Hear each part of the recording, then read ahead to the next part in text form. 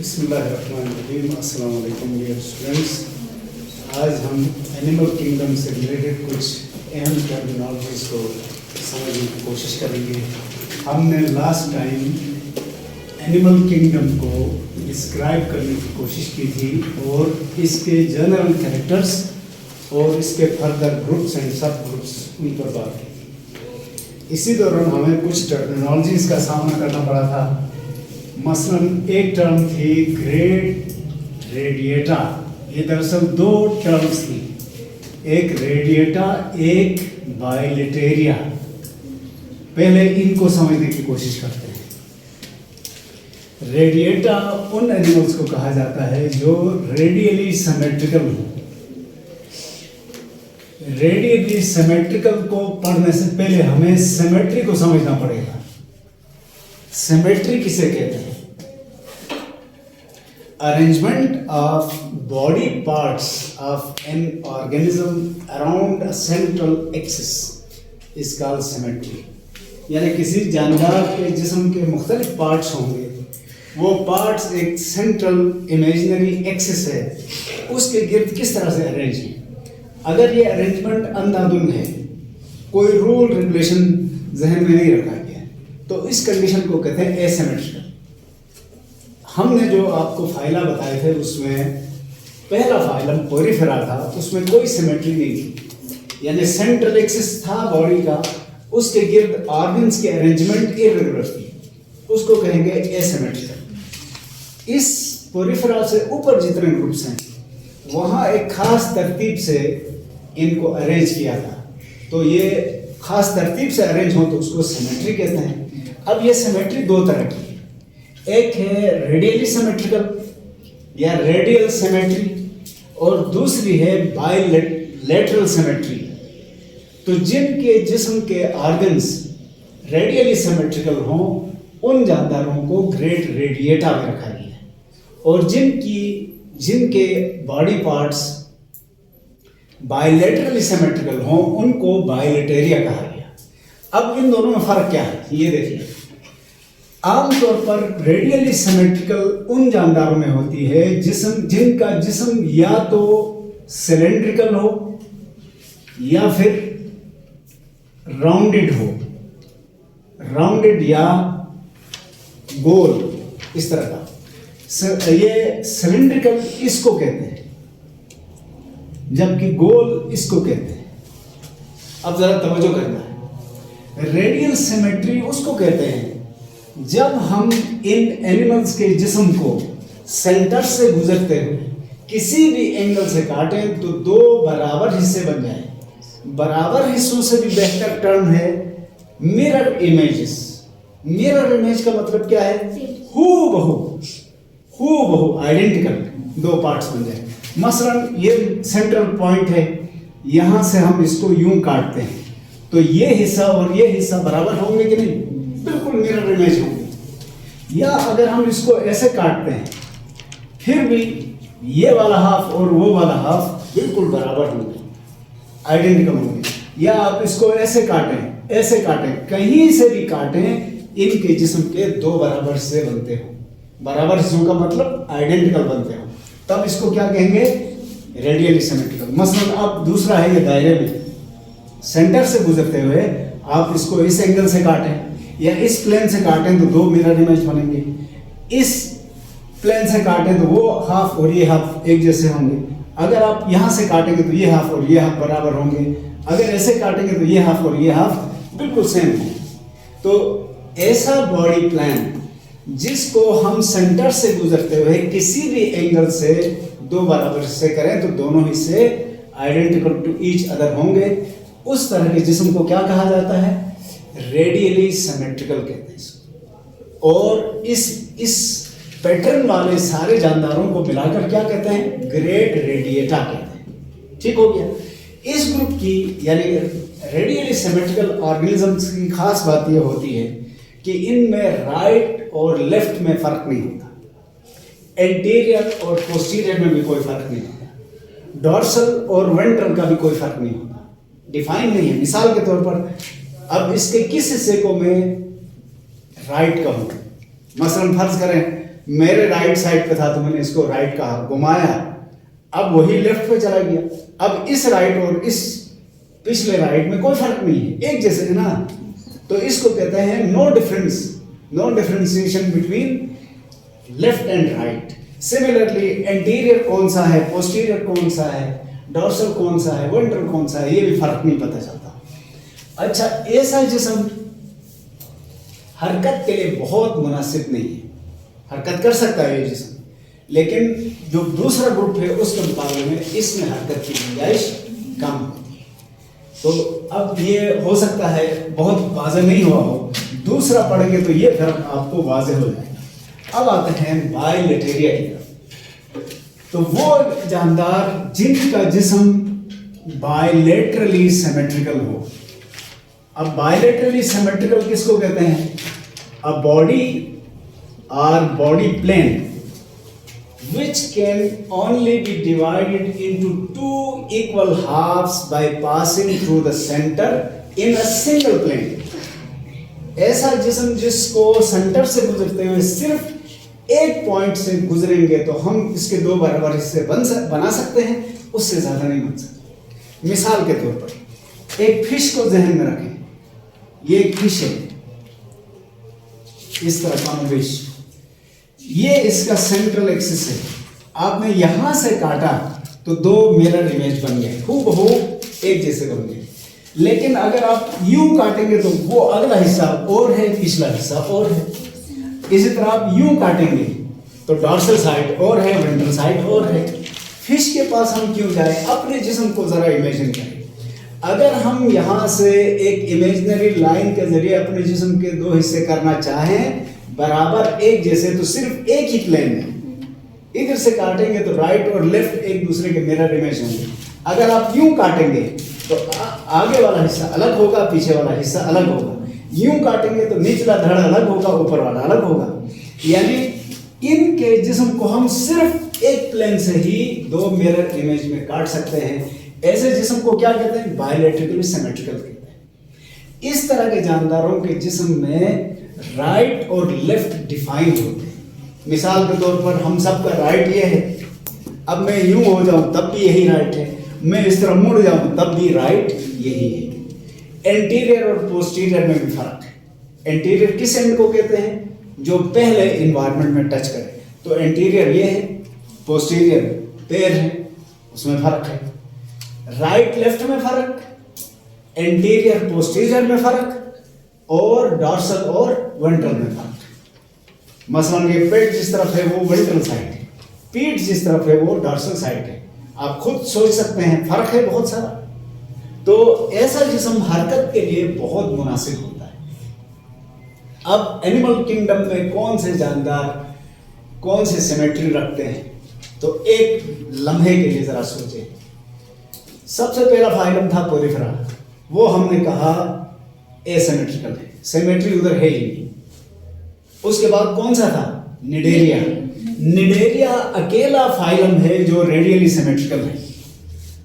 Cnidaria से ऊपर जितने भी हैं वो सब के सब बायलेटरली सिमेट्रिकल है। इसका मतलब ये हुआ कि एसिमेट्रिकल से रेडियल सिमेट्री बेहतर, रेडियल सिमेट्री से बायलेटरल सिमेट्री बेहतर। बेहतर क्यों कह रहा हूं मैं? इसलिए कि जिसको सबने एक्सेप्ट किया है, अडॉप्ट किया है, वो बेहतरीन कैरेक्टर होता है, चुना हुआ कैरेक्टर वो होता है। तो निडेरिया से ऊपर जितने फाइला हैं वो सब के सब बायलेटरली सिमेट्रिकल है। समझ आ गया? ये सोचना, आज सोचना, फिर मुझे बता देना कल इसमें फर्क या बेहतरी क्या है। अब एक और टर्म इसी से लिंक्ड है। ग्रेड रेडिएटा को सिर्फ रेडियली सिमेट्रिकल की बुनियाद पर अलग नहीं किया गया, बल्कि उसमें एक और शर्त भी है। वो कौन सी शर्त है? ग्रेड रेडिएटा को डिप्लोब्लास्टिक भी कहा जाता है। डिप्लोब्लास्टिक, ये टर्म समझने से पहले एक छोटा सा नुक्ता और आपको बताते हैं। जितने मल्टीसेलुलर जानदार हैं वो एक स्पर्म और एक एग के फर्टिलाइज होने के बाद वजूद में आते हैं। एग और स्पर्म दोनों हैप्लॉइड होते हैं। जब ये फर्टिलाइज होकर जाइगोट बनता है तो ये डिप्लॉइड हो जाता है। जाइगोट में सेल डिवीजन होती है तो ये पहले सेल्स का इर्रेगुलर एक एग्रीगेट होता है, मोरुला, फिर ब्लास्टूला। ब्लास्टूला और मोरुला में फर्क ये है कि ब्लास्टूला अंदर से भी सॉलिड होता है, ब्लास्टूला, और गेस्टूला अंदर से हॉलो होता है। फिर ये सेल्स माइग्रेट करके इस शेप में आ जाते हैं और उसके बाद इसी दौरान सेल्स 2 लेयर्स में बढ़ जाते हैं। इनमें से बाहर वाली लेयर को एक्टोडर्म कहते हैं और अंदर वाली लेयर को एंडोडर्म कहते हैं और इनको जर्मिनल लेयर्स भी कहा जाता है। तवज्जो करना बेटा, ये बहुत जरूरी है। सेल्स की ये जो 2 लेयर्स बनी है, एक बैरोनी लेयर है जिसको एक्टोडर्म कहते हैं, एक अंदर वाली लेयर है जिसको एंडोडर्म कहते हैं। मैं ये कह रहा हूं कि इन्हीं 2 लेयर्स ऑफ सेल्स से बाकी बॉडी के पार्ट्स बनेंगे, सिस्टम्स बनेंगे और ये सिस्टम्स डिफाइंड हैं। मसलन एक्टोडर्म से सिर्फ 2 सिस्टम बन सकते हैं, एक नर्वस सिस्टम इससे बनेगा, दूसरा स्किन या इंटेगुमेंट्री सिस्टम इससे बनेगा, जबकि एंडोडर्म से डाइजेस्टिव सिस्टम बनता है और इसके साथ लिंक्ड जितने सिस्टम्स हैं, मसलन रेस्पिरेटरी सिस्टम इससे बन सकता है, एक्सक्रीटरी सिस्टम भी किसी हद तक इससे बन सकता है और अगर बन गया तो रिप्रोडक्टिव सिस्टम भी इससे बन सकता है। तो इसका मतलब यह हुआ कि ये लेयर्स मुस्तकबिल में क्या बनने वाला है इसकी निशानदही करती हैं एम्ब्रियोनिक मरहले में ही। एक्टोडर्म से क्या क्या बना? नर्वस सिस्टम और स्किन। स्किन से रिलेटेड सारी चीजें, मसलन स्किन में हेयर है, स्किन में नाखून है, स्केल्स हैं, कुछ भी है वो सारा। और एंडोडर्म से क्या बनेगा? मेनली डाइजेस्टिव सिस्टम और उससे लिंक्ड जितने सिस्टम्स हैं वो एंडोडर्म से बनेंगे। तो ये वो ग्रुप है डिप्लोब्लास्टिक जिनमें टिश्यूज की सिर्फ एम्ब्रियोनिक मरहले में 2 ही लेयर्स बनती हैं, जिनको हमने क्या नाम दिया था? Germinal layers. इधर इनके पास 2 जर्मिनल लेयर्स। अब आते हैं, और यही ग्रुप था रेडियली सिमेट्रिकल का। अब अगला ग्रुप है ट्रिप्लोब्लास्टिक। ट्रिप्लोब्लास्टिक उनको कहा जाता है जिनके एम्ब्रियोनिक मरहले में 2 के बजाय 3 लेयर्स बनती हैं।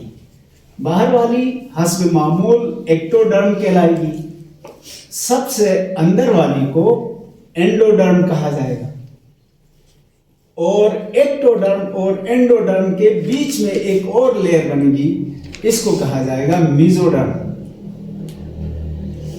और हैरत अंगेज बात यह है कि सबसे ज्यादा सिस्टम इसी मीजोडर्म से बनते हैं। मैं दोबारा बता रहा हूं, एक्टोडर्म से क्या बना था? नर्वस सिस्टम और स्किन। इसके अलावा कोई और चीज इससे नहीं बन सकती। एंडोडर्म से digestive system, respiratory, excretory, reproductive वगैरह बन सकते हैं और कोई चीज नहीं बन सकती। जबकि मीजोडर्म से इनके अलावा जितने सिस्टम हैं मीजोडर्म से बनेंगे। मसलन मसल का सिस्टम इससे बनेगा, हड्डियों का सिस्टम इससे बनेगा, एंडोक्राइन सिस्टम इससे बनेगा और सर्कुलेटरी सिस्टम इससे बनेगा, तरह तरह के। अब आप खुद फैसला करें, क्या डिप्लोब्लास्टिक में ये सारे सिस्टम बन सकते हैं जिनके मैंने नाम लिए? वहां पर मीजोडर्म है ही नहीं तो वो सिस्टम भी नहीं बनेगी। इससे क्या हमें नतीजा मिलता है? जो डिप्लोब्लास्टिक ऑर्गेनिजम्स हैं या एनिमल्स हैं वो ट्रिप्लोब्लास्टिक के मुकाबले में बहुत सिंपल है। कम सिस्टम होगा तो उसको सिंपल कहेंगे ना, जिसके पास सिस्टम ज्यादा होंगे वो कॉम्प्लेक्स कहलाएगा। तो ये जो निडेरिया है, फाइलम निडेरिया या सेलेंट्रेटा, ये रेडियली सिमेट्रिकल भी है और डिप्लोब्लास्टिक भी है। इससे ऊपर वाले सारे फाइला ट्रिप्लोब्लास्टिक भी हैं और बायलैटरली सिमेट्रिकल। ये बात समझ में आई? अच्छा, अगर ये समझ में आई तो अब ट्रिप्लोब्लास्टिक को ही हमने 2 हिस्सों में तकसीम किया था, बल्कि 3 हिस्सों में अगर याद है तो। कौन से? एसिलोमेट्स, सूडोसिलोमेट्स और सिलोमेट्स। कहा था कि नहीं? खामोशी है। जो ट्रिप्लोब्लास्टिक हैं इनको अगर शुरू की वो जनरेशन ट्री आप देख लें तो आपको बता दिया था कि जो ट्रिप्लोब्लास्टिक हैं इनको 3 फर्दर ग्रुपों में तकसीम किया गया है, एसिलोमेट्स, सूडोसिलोमेट्स और सिलोमेट्स। तो ये सिलोमेट का लफ्ज कहाँ से आया, पहले उसको क्लियर करें, फिर हमें ये समझ में आएगा। सिलोम है, सिलोम, अ बॉडी कैविटी, लेकिन कोई भी बॉडी कैविटी सिलोम नहीं कहलाती। सिलोम कहलाने के लिए शर्त है, coelom a body cavity of animals, ये सिर्फ एनिमल्स में पाई जाती है, in between two mesodermal layers,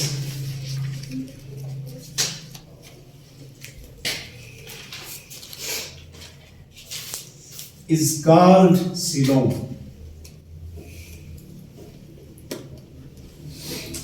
यानी एनिमल किंगडम में एक बॉडी कैविटी होती है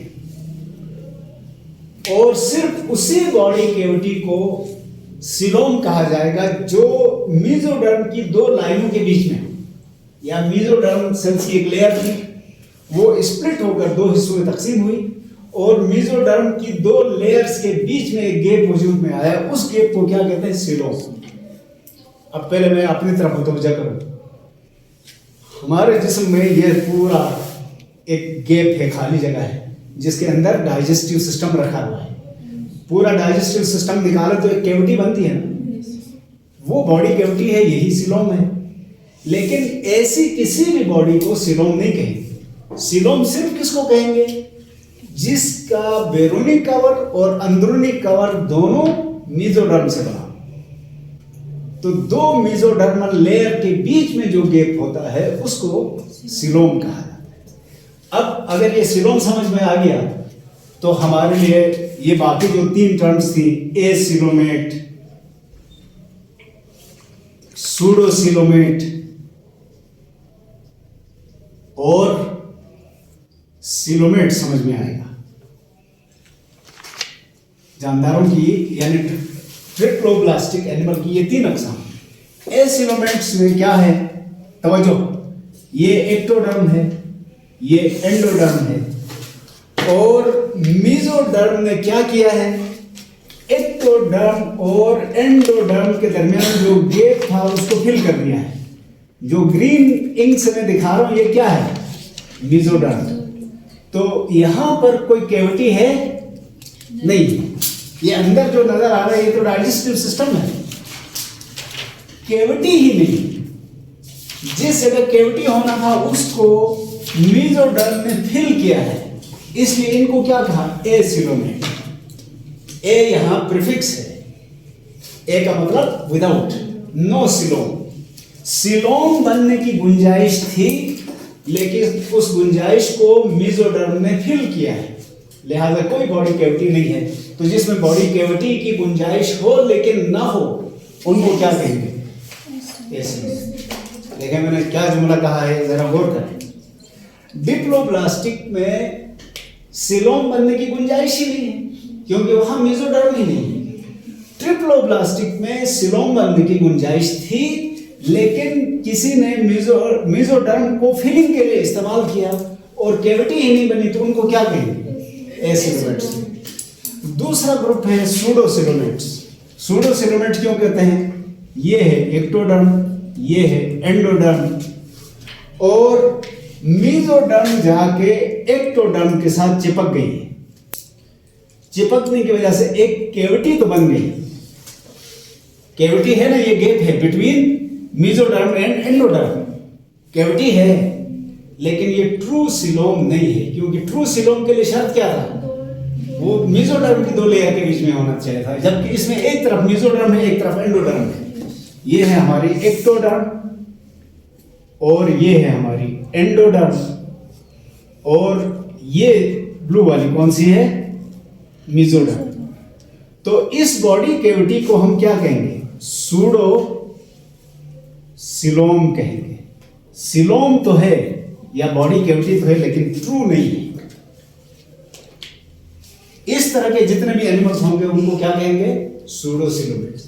अब एसीलोमेट वाला एक ग्रुप है प्लेटीहेल्मिन्थ्स, और सूडोसीलोमेट वाला भी एक ग्रुप है एस्केल्मिन्थ्स। अब सीलोमेट्स कौन से हैं, सिलोमेट्स को हमने पहले ही कहा, अगर दो मेसोडर्मल लेयर के बीच में हो, मसलन फर्ज करें ये एक्टोडर्म है, ये एंडोडर्म है, और मेसोडर्म दो हिस्सों में तकसीम हो गई है। मेसोडर्म में एंडोडर्म को भी कवर किया है और एक्टोडर्म को भी अंदर से कवर किया है। तो मेसोडर्म की दो लेयर बनी ना, ये भी मेसोडर्म है और ये भी मेसोडर्म है। तो मेसोडर्म की दो लेयर के बीच में जो बॉडी कैविटी बनी है, इसको सीलोम कहेंगे, ट्रू सीलोम। तो जिसमें ट्रू सीलोम हो उन एनिमल्स को क्या कहेंगे? सिलोमेट्स कहेंगे। और अब सिलोमेट्स कौन से हैं? एस्केल्मिन से ऊपर जितने भी हैं वो सिलोमेट्स हैं, यानी राउंड वर्म से ऊपर Mollusca, Annelida, arthropoda, echinodermata, Hemichordata, Chordata सारे सिलोमेट्स। एसिलोमेट्स में एक फाइलम, सूडो सिलोमेट्स में भी एक फाइलम, और ट्रू सिलोमेट्स में मेजॉरिटी ऑफ फाइलम्स। इसका मतलब ये सीलोम या बॉडी कैविटी भी कोई बड़ा कैरेक्टर है, कोई ऐसी चीज है जहां पर एक तरह की अलमारी है जिसके अंदर अपने ऑर्गन्स रखे जा सकते हैं। मसलन फर्ज करें आपको एक कमरा मिला कहीं रिहाइश के लिए, आप किसी हॉस्टल में जाते हैं, एक कमरा मिला, अलमारी ना हो तो कितनी दरबदरी, कपड़े कहाँ टांगे, जरूरी सामान कहाँ रखें, अलमारी नहीं है। इनके पास है ही नहीं अलमारी की गुंजाइश ही। इनके पास अलमारी तो है लेकिन वो कोई कागज की बनी हुई है। अब कागज की बनी हुई अलमारी में आप कीमती चीजें महफूज नहीं रख सकते।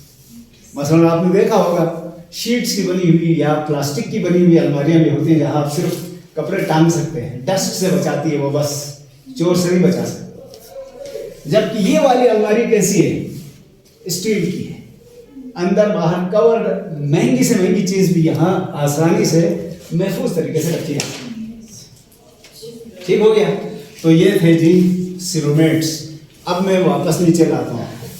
पोरिफेरा एसिमेट्रिकल, बल्कि उसमें तो कोई टिश्यू है ही नहीं, ना एक्टोडर्म है ना एंडोडर्म, दोनों नहीं। निडेरिया डिप्लोब्लास्टिक, टिश्यूज की दो लेयर, एक्टोडर्म और एंडोडर्म, जिसकी वजह से बहुत सारे ऑर्गन बनने की गुंजाइश करता है। उससे अगला ग्रुप ट्रिप्लोब्लास्टिक आ गया जिसमें 3 लेयर्स, मेसोडर्म आने से ज्यादा बहुत सारे ऑर्गन्स बनने की गुंजाइश पैदा हुई। उसके बाद मेसोडर्म का इस्तेमाल कैसे किया गया उस हिसाब से जानना होगी। 3 ग्रोह हो गए। एक हुए एसिलोमेट जिन्होंने मेसोडर्म को एक आम सी चीज समझकर एक्टो और एंडो के बीच में जो गैप था उसको फिल कर दिया, तो एसिलोमेट हो गए, बॉडी कैविटी ही नहीं रखी। दूसरे ग्रुप में क्या किया? मेसोडर्म और एंडोडर्म के बीच में एक गैप क्रिएट किया जिसको सूडो सिलोमेट्स कहते हैं। Pseudo means false, not true.